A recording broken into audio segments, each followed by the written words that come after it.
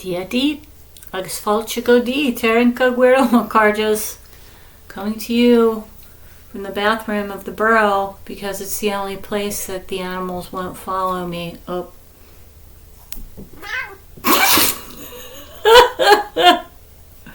Well, proven wrong by Luna. Luna, you want to get in on this?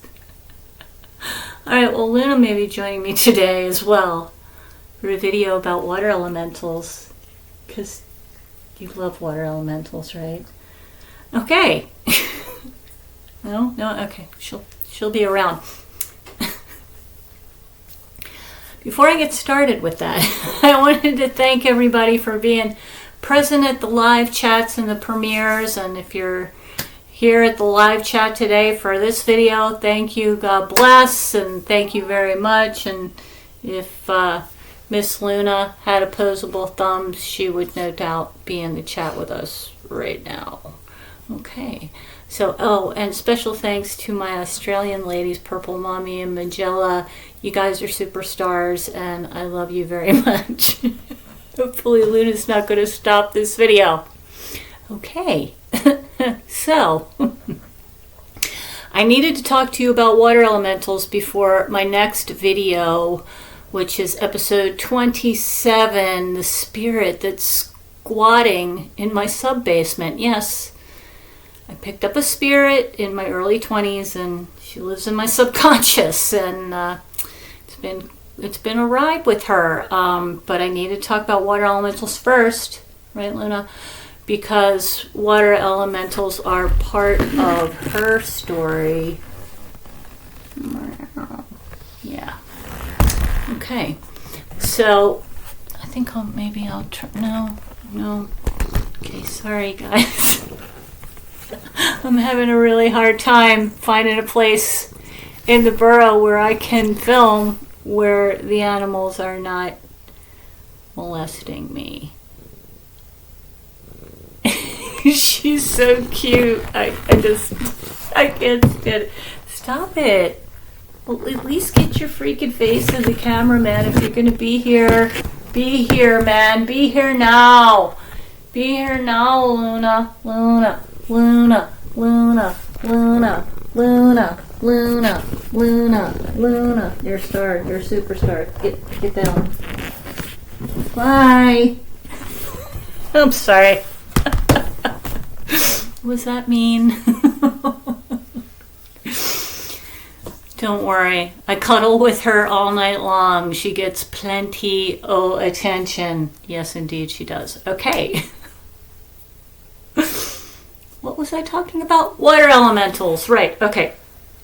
So the spirit that lives in my sub-basement, picked her up while I was looking at a house for sale in my early 20s, and she had a bit of a traumatic story to tell, but it took her a long time to get to that point, and it had something to do with a water elemental that was on the property where I picked her up.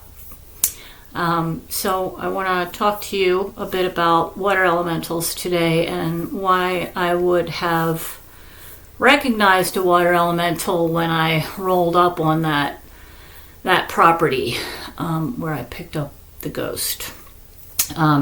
So I first heard about water elementals through my readings. I studied ancient history with emphasis on the Celts and First Nations peoples in college, and even as a child I constantly read mythologies from every country that I could get my hands on, and elementals are evident in the mythologies of every country. They're called, different things in different places, like, the wood spirits were called dryads by the Greeks, and the people in the Middle East call the fire spirits the jinn and the afrits, and there's water elementals, fire elementals, wind elementals, earth elementals, and the little known and often forgotten void elementals. Okay, elementals. That's what Auntie Angie's tattoos are about, because each one of your limbs is ascribed to an element, and the fifth element of the void goes here on your breastplate. Okay, so elementals, according to ancient literature from all peoples and cultures across the planet, are spirits of the elements. They are personifications of these elements that are natural to our world. It's a form of animism, and many of us have had experiences with these spirits and can report back on the fact that they do in fact exist. Now, my understanding and my research about water elementals and elementals in general is that obviously, because they developed with the planet, they predate humanity and any kind of life on the planet. They were all here existent prior to even the smallest amoebas being here on this planet. So therefore, they do not have any kind of human sensibilities. They do not understand the limits of our physiology or our psychology, and they can inhabit and use humans like puppets, and especially water elementals, because we are mainly water. So I've read a lot more stories about water elementals than any other kind of elemental, and that may be why, because it's so easy for them to possess us because we have so much water in our bodies. Now, with a water elemental, you have to remember that, all the water on the planet, I think it was Arthur C. Clarke that said, this planet should be called ocean and not earth, because there is so much water on this planet, and all of the water on this planet, the water that's trickling through the veins of the earth and comes up in lakes and the ocean and runs through in rivers to the ocean and then evaporates into the air, and then water elemental in the form of clouds is enveloping the planet, and it falls down in rain back into the earth again, and it has this convection system that's never ending. So the water elemental is of a piece because it is a system. It has a hive mind and a collective consciousness. So while you may have individual representations of water elementals popping up in different places, it's in springs, they're often found at spring heads, and in marshy places, and where rivers meet the sea. These are some places that I myself have experienced water elementals. They can pop up in different places and act a little differently in different places, but in the end, they are all interconnected. It's the same thing with the spirit, our spirits. We are a collective spirit that manifests in individual forms, even though we are of a greater whole and a collective consciousness. So reading about elementals through mythology is probably where I first came across them. And then when I really started to hone in on Irish mythology and Irish history, I learned about the amazing Leap Castle in Ireland. Now, most English speakers would pronounce that Leap Castle. It is Leap, but in Ireland they do pronounce that Lep Castle. Now it turns out that Lep Castle was originally built by the Ambeince clan, but then taken over by the very powerful and bloodthirsty O'Carroll clan. And these are the Carrolls that have spread across the world. Where I grew up in Maryland, Charles Carroll, direct descendant from the Lep Castle Carrolls, was the only Catholic signatory of the Declaration of Independence. There's a Carroll County in Maryland, and it just turns out that that land where I picked up the ghost was at one time owned by the very same O'Carrolls of Lep Castle. Now, why am I talking about Lep Castle? Because Lep Castle is extremely famous in the annals of paranormal scholars for being one of the first places to mention that there was a water elemental present there. After the Cromwellian change and the Carrolls fled all over the world to, like I said, to America. A lot of them went to Australia. Some of my friends in Australia know exactly what I'm talking about. They went all over the place, but the Cromwell gave Lep Castle to the Darbys. And it was Mrs. Darby who, in the early 19th century, started having seances at Lep Castle. Okay, so what you need to understand is prior to this time, Lep Castle was the site of, uncounted murders. The O'Carroll clan were double dealing. They were backstabbing to their allies. They would enlist other clans to help them in certain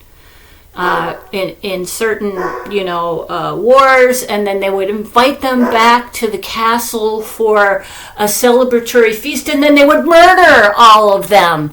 And also, famously, when they were rebuilding Lep Castle in the early 1900s, they found an oubliette. And I don't know if you've ever heard of an oubliette before, but it is a dungeon that can only be reached through a trap door in the ceiling, where they drop people in and just leave them there and let them die. And guess what? In Lep Castle, the oubliette was shared the wall with the dining hall. So here are the lords and the ladies of the manor having their lavish dinners while their enemies are slowly dying of hunger and starvation behind a wall right behind them. This is the kind of people that the O'Carrolls were, and there were a lot of people killed in that castle, so there had to be a ton of paranormal activity in that castle. So Miss Darby starts having seances, and I apologize. Papaya's down there. She barks at the darkness every night. She started to have seances, and some of the people believed that her seances stirred up this elemental, and they described it as being seen up on this gallery up above the main hall, and she herself saw it and described it as being maybe an adult male of shortish stature, 5'2"-ish, with like gray, oozy, skin falling off it, a hole for its nose and a hole for eyes and a hole for the mouth. And she said it also came with a putrid stench. And there are many other people who have claimed to have seen this water elemental.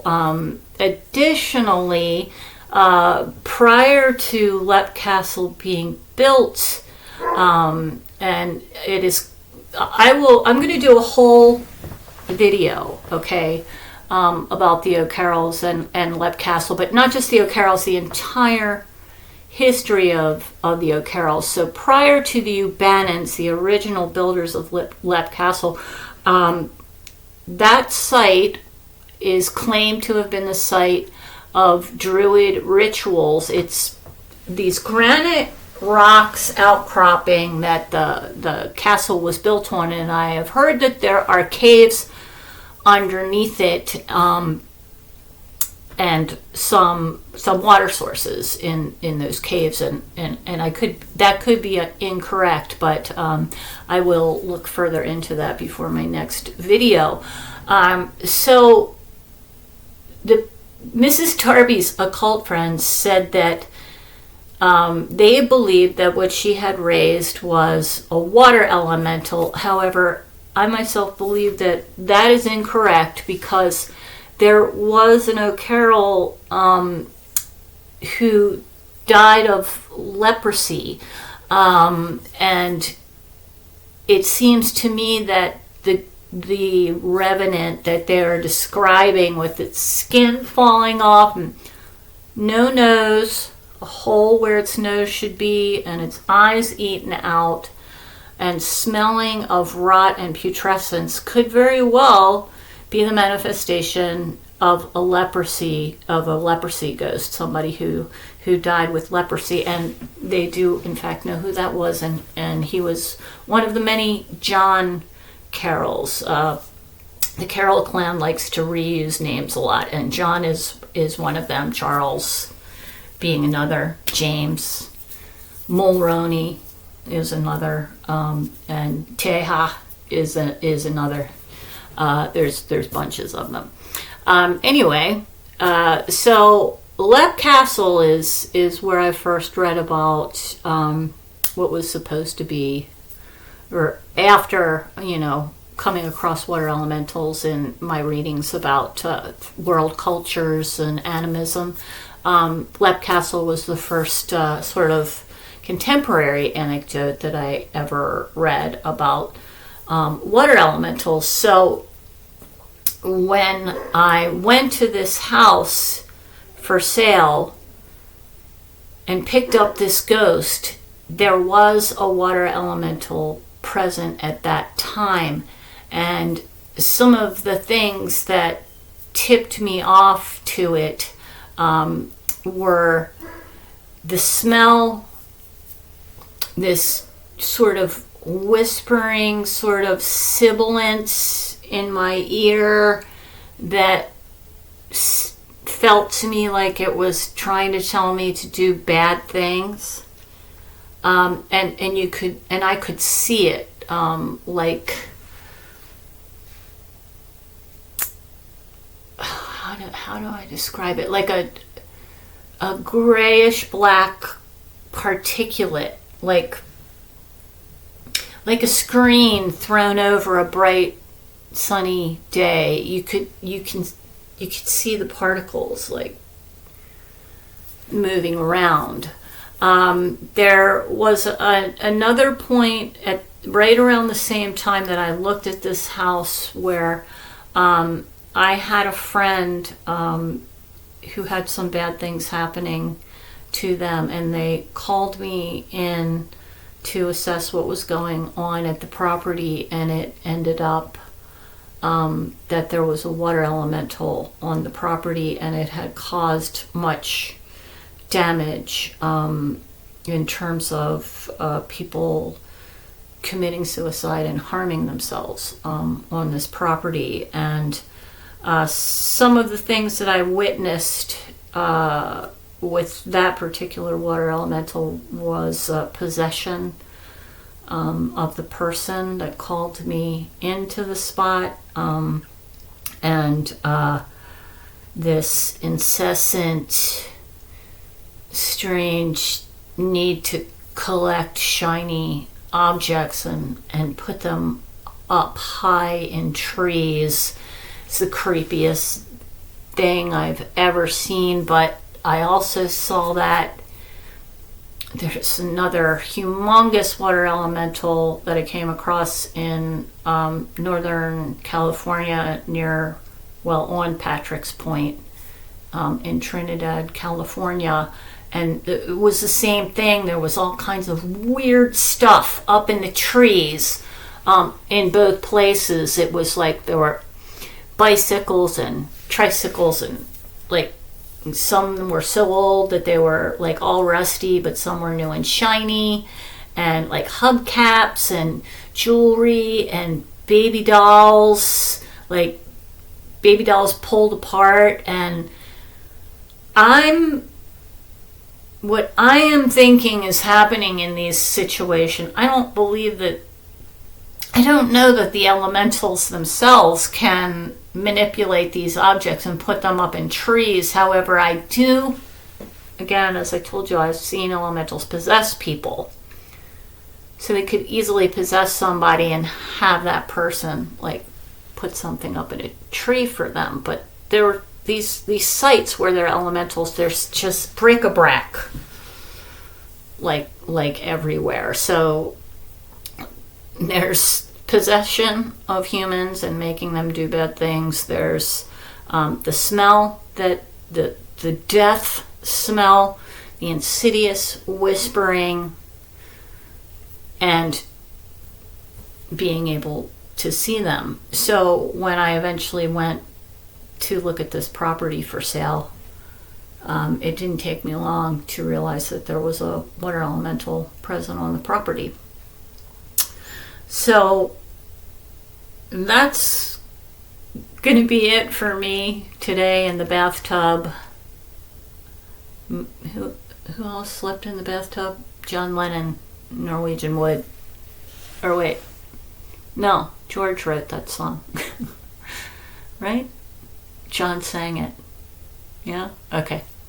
Tell me down in the comments. I don't have my Beatle hat on right now. Sorry, guys. Okay, well, thanks for joining me today. And again, next time we'll be doing the video about the ghost, the spirit that squats in my sub-basement. I know who she is. She told me her story, and I will tell you about how I picked her up next time here on Terra Incogweirdo, the land where para is normal. I love you all very much, and we'll see you next time. Salan go fall from the bathroom. Shomra Folka. San.